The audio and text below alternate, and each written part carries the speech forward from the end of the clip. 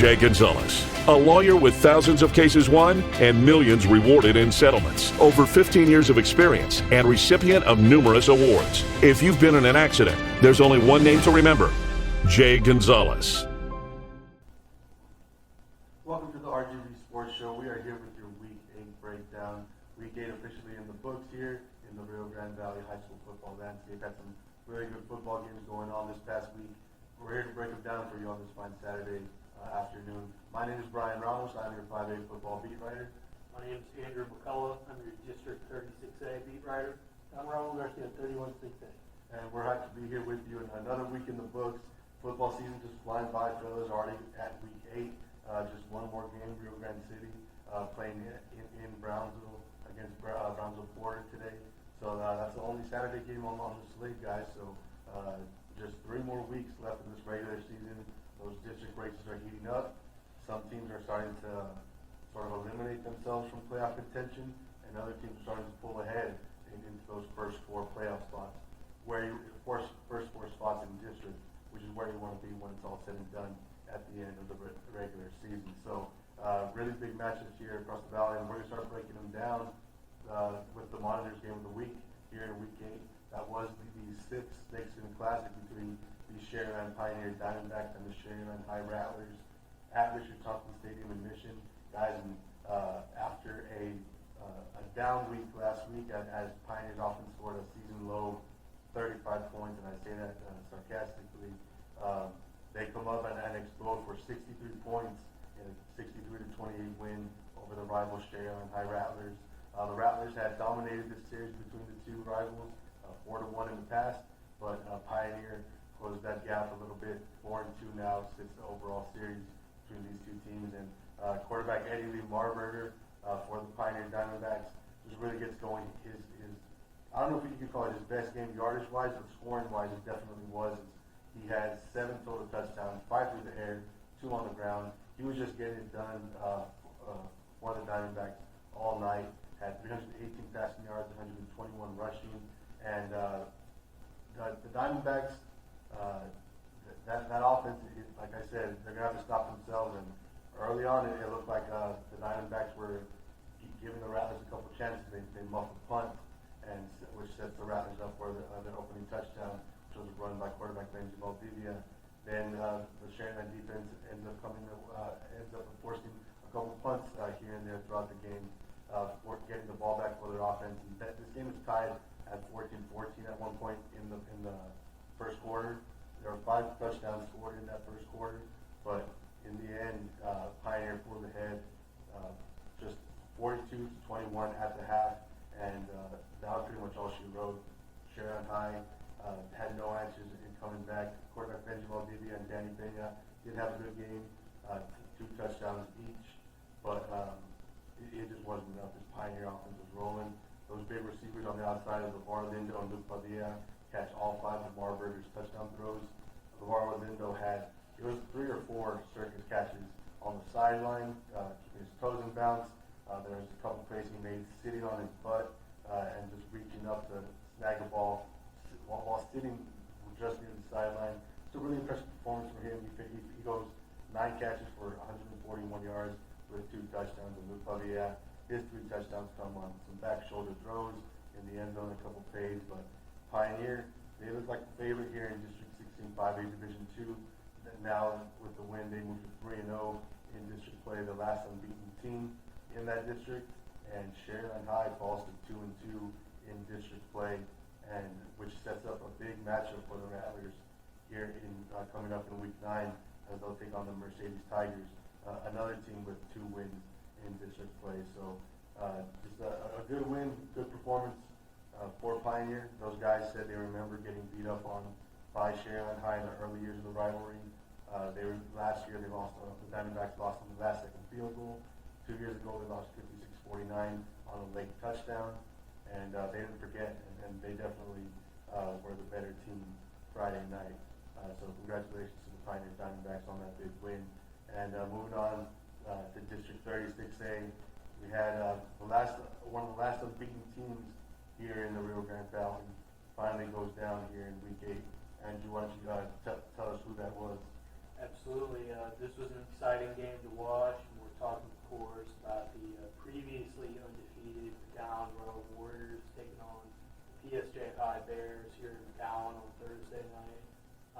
one got off to kind of a weird start. Miguel Flores, the district's leading wide receiver for PSJA, was actually ejected from this game in the first quarter, about 10 minutes in. It was a bizarre play where there's a pass to Ethan Castillo, who's going out of bounds, tried to throw it back in to a teammate to make it a catch, ends up going in James Gomez, defensive back, for the Warriors' hands. Turnover ultimately sets up a touchdown, but the lasting impact of that play was Flores got into it with some Warriors shoving him after the whistle, and all of a sudden, a very pass-happy offense is without their number one target. Mm-hmm. That kind of changed things strategically through the middle of this game, kind of slowed things down for the Bears offensively. At the time, they were tied 13-13, actually held a slim lead, touchdown lead, and then only scored one touchdown in the second and third quarter after that. It seemed like they kind of just didn't really have a go-to guy when they got into the thick of things. But ultimately, the Bears ended up coming back in this one thanks to really big days like Castillo, who we mentioned, and fellow senior wideout Marco Guajardo. And we've also got to mention Justin Morales, quarterback for PSJA. He was great in this one, throwing for 337 yards. I believe that's a season high. Definitely well out past all the other passing totals in this district this week. Mm-hmm. Ultimately, the Warriors and the Bears went into the fourth quarter tied in this one, and the play that changed the game was essentially a go-ahead touchdown pass to Marco Guajardo from the midfield stripe. It was a pass toward the sideline, heavily covered by a defender in one-on-one coverage. The ball slipped right through the defensive back's hands into Guajardo's. He sprints to the end zone untouched, and the Bears end up holding on to this one. The Warriors had a chance late, drove to the other side of the field, but ultimately senior quarterback Jonas Ortiz was sacked a handful of times in that final drive, really unable to generate a whole lot of forward momentum, and the Bears hang on to win this one at the very end. Exciting game, and this is a good 3 or 4 week stretch now for the Bears, where won 3 out of their last 4, losing only to McGowan Memorial on the final play of the contest. And this one really shakes up the standings here in District 36A. Row drops from first to fourth. PSJA moves up a slot. Seems like they've established themselves as a playoff team, at least for the time being. And that sets up another big matchup this week for the Row Warriors, which we'll talk about in a little bit. Absolutely. Now to keep things moving, pay a little visit to District 31 since they were home. The Western High Panthers, they keep on rolling. Yeah, Western High Panthers did what they set out to do, and stay undefeated on their way to winning a district title. They had a clash with Donna North, and Donna North was getting ready for them all week, and it seemed like they were going to do some good. Mm-hmm. But early in the game, Brandon Escobar is taking the North team downfield, a pick, and that leads to a touchdown for the Westfield Panthers. Yeah. And it just didn't stop. It just didn't stop after that. There were some instances in one particular touchdown. Jacob Cavazos, quarterback for the Panthers, just gets away from the defense, and the linebacker just kind of slips down. Looks like he's in the ground, but he just keeps going down and almost gets the shoelace tackle, but somehow Jacob just dances right out of that and straight into the end zone after another 6. Yeah. And they ended up with the game with a 45-7 match. Christian got sent out a couple chances at the field goal range. Coach Roy Stroman says he put him in, and he went 1 for 2. Nice. So one to see him put him to the upright. Yeah, that's awesome. It was exciting. There's some updates. There's some highlights of that game, and we'll have those up on Rgvsports later. Absolutely. So the Panthers, they keep on rolling, and this sets up a matchup, a rivalry game for West Dakota East Panthers. They're the only other team that's unbeaten in district play, so that rivalry game could have extra incentive added to that one coming up here. I believe that was in week 10. Yeah, if I'm not mistaken. Both coaches are talking about that in-town rivalry. Mm-hmm. they feel it kind of separates the town. They don't like it, but it's just a challenge that outside. We feel that the community needs to kind of look into and not be too over emotional of what happens in the game, because there's two big teams, two big strong teams in town, and they both want to win. And I think going into this match, I don't know the total wins and losses in the soccer bowl, but I think Costa Rica has an edge over Luxor going into the matchup. Yeah, so that was going to be fun to see coming up here in a couple of weeks. What a way to finish the regular season with the Panthers and the Wildcats coming up. And now it's dip back to the 5A level in District 16, 5A Division 1. Last week, Mission Veterans quarterback Ricky Reyna suffers a broken leg. Sophomore quarterback has started every single game for the Patriots. And then the question coming into their Week 8 matchup against PSG Southwest was, who do they turn to at quarterback? And AJ Gonzaga is the answer. He hadn't played quarterback since his 8th grade year.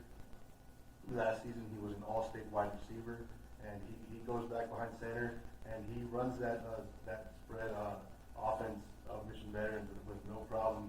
His first pass attempt since 8th grade goes for a 48-yard touchdown pass to Justin Rodriguez, and it was just a really good game. 5 different receivers caught touchdown passes for Mission Veterans. AJ Gonzaga threw 4 of those touchdowns. The other one came in the end of the fourth quarter once the second team and third team guys were in there.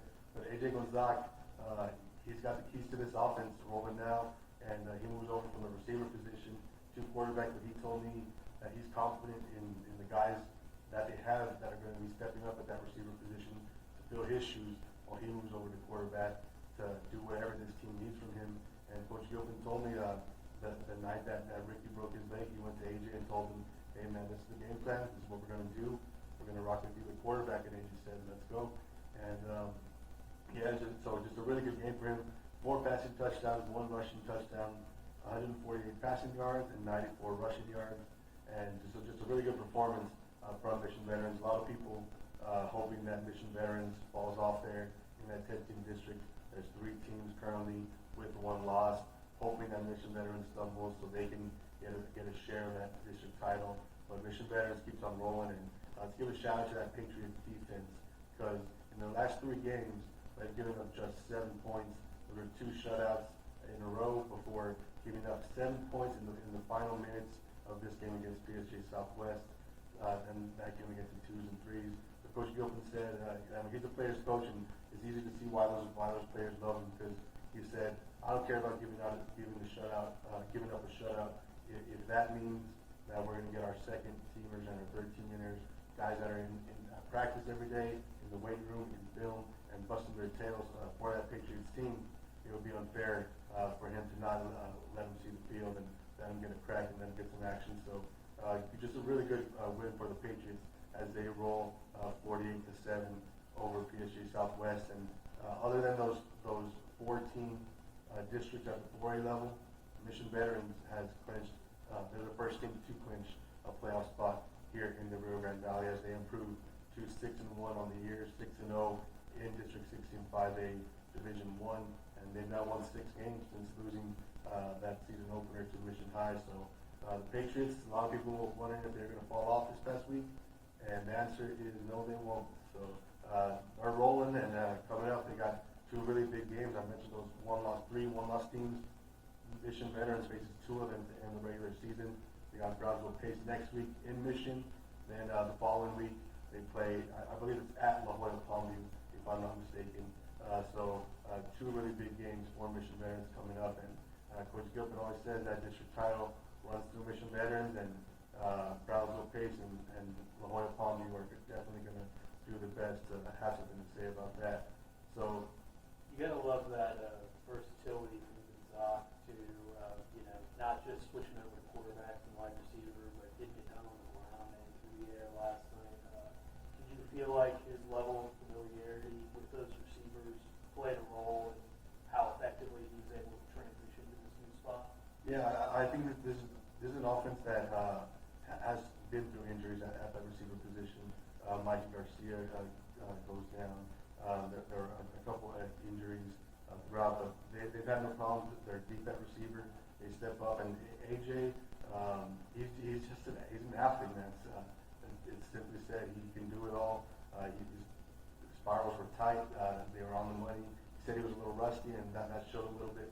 A couple overthrows here and there, but for the most part, he was on the money, and he looked very comfortable running that Mission Veterans offense. And I spoke to receiver Mike Garcia, who caught one touchdown in that game. He said, although they did lose a big key of their team in Ricky Dano last week, now they got AJ Gonzalez, who's one of the best athletes, one of the best players here in the Rio Grande Valley, touching the ball on every single play, 60 times a game, however many plays that offense is running. And when he has the ball in his hands, he spells trouble for the defense. So Mission Veterans, they're still on top, and somebody's going to have to knock them down, and it's going to be interesting to see how they stack up against the Vikings next week, and the Lobos coming up in Week 10. And now to move to the jump back up to your district, Andrew, District 36A. You had a couple of big district wins for a couple teams, and one rivalry win there in your district. Right. Let's start off with the game I was at on Friday, which was Mission High at PSJ North. And this one was kind of odd because these are two teams who have been locked in some very tight contests the past couple weeks to start off district play, often finding themselves on the opposite ends of those. North losing their last two games by a touchdown or less on the final drive, while Mission has yet, coming into this game, had yet to win the game by more than a field goal in district play. Narrowly escaping the week before with a 1-point win over Forest Lincoln. But the Eagles came out and looked ready to lock and load this time. First play from scrimmage after the opening kickoff, the Eagles force a fumble, recover on the Raiders side of the field, and punch it in for a touchdown. They score on their second drive, too, take a quick 14-0 lead. And it looks like they were pretty comfortable playing from that spot. The Raiders made the charge there in the second quarter, led by sophomore running back Isaac Gonzalez, who's spectacular in this one. Really toted the ball for them and carried this offense when it seemed like their passing game was struggling to get established again. He found the end zone twice there in the second quarter, but arguably the turning point of the game came right after he punched in that second one from a few yards out. PSJ North lines up for the extra point, gets blocked, and Mission returns it all the way together into the field for 2 points. And all of a sudden you take what would have been a tie ball game going into halftime, make it a 3-point deficit instead. And that kind of changed the approach for both teams throughout the rest of this one. You saw North not running the ball as much as they would like to. They're playing from behind all of a sudden. It seems like Mission really carried a lot of that confidence over to the defensive side. They were able to buckle down in the second half of this one. PSJ North shut out in the second half. Mission's second straight defensive shutout in the second half of the game. So you kind of got to like what the Eagles are putting together defensively over there. They forced another fumble late in this one. Scored a touchdown on that, too. Moved ahead by 2 possessions, which effectively iced this one. Jeremy Duran is a very good quarterback for the Eagles, and Andrew Maldonado is even better out of the backfield. Found the end zone twice. Duran 10 of 14 passing for 150 yards. Didn't turn the ball over, didn't turn any touchdown passes, but he did find his way in on a little scramble play there at the midway point in the fourth quarter, I believe. Kind of a disappointing result if you're PSJ North, is their third straight district loss, and out of their last 12 quarters played, that didn't help scoreless and deep, which, tough to win games when you're not putting points on the board. And on the other side, you got Mission finally winning a district game by a legit margin, proving that they were, without a doubt, the better team on the field last night. And it sets up a big game for them next week with Rowe going down. Mission takes over first place in this district, and they welcome the Warriors in for a game next week with the winner set to take over that top spot in 36A. Should be interesting. If the Warriors can pull it off, we'll have 4 one-loss teams all locked in a tie at the very top. Should make for a very interesting year. Yeah, that's going to be fun to see how that district ends up playing out. Now, to go with back to the 5A level briefly. La Jolla Palmview, they won their 5th straight game this week, guys. 56-6 over PSG Memorial. And Carlos Peña, we talked about him just a couple weeks ago. He was leading 5A, beating the state of Texas in 5A in rushing, and he explodes again. He went off for 5 rushing touchdowns against PSG Memorial. As the Lobos, they're now, I believe, 5-1 in District 16 5A Division 1 play, and they have they have a shot to win a district championship as they'll face the defending district championship vets in a couple weeks. So Palmview Lobos, they keep on rolling here in Week 8 with that big win over PSG Memorial, who remains winless on the season.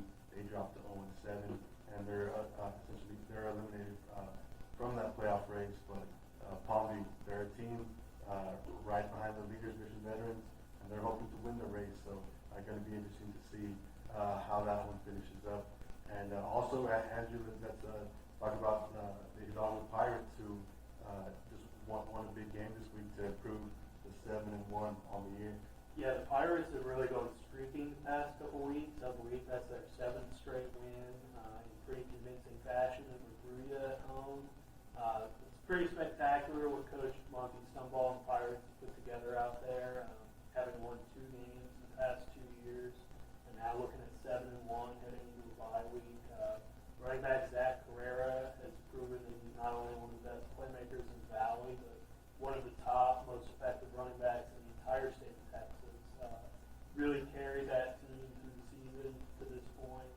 They got strong quarterback play out of Angel Lopez as well, and it just kind of seems like Hidalgo is getting better week after week. And like you said, this will set up a very big Week 10 clash for them on the road against an undefeated Lafaria squad, the last unbeaten team in the Valley. And the winner of this one will win that District 16 4A D1. And this is something that the Pirates have been talking about since before preseason. They said their goal this year is to get Lafaria and win that district title. I think everyone over there knows that district runs through Lafaria, and I think they're very ready for it. Now it's going to be fun to see coming up here in a couple weeks at the 4A level, and definitely going to be giving the 4A team some love. So shout out to Hidalgo, their 35-14 win over Gruya in District 16 4A Division 1. So that wraps up our Week 8 recap show, breaking down some of the best games here across the Rio Grande Valley. Some big weeks from the playmakers, some upsets here and there, but these district races are heating up, and we're going to be back with you on Wednesday to break everything down, all these Week 9 matchups. We'll have the latest top 10, and we'll have everything for you. And also keep your eye out. We had the district meets for some of our cross-country runners here in the Rio Grande Valley, and we had a bunch of them, those district championship teams, stop by here at Rgvsports in the Monitor to have some fun with us. So keep your eye out for those videos. They will be dropping soon.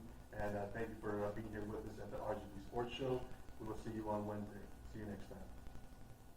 Jay Gonzalez, a lawyer with thousands of cases won and millions rewarded in settlements. Over 15 years of experience and recipient of numerous awards. If you've been in an accident, there's only one name to remember: Jay Gonzalez.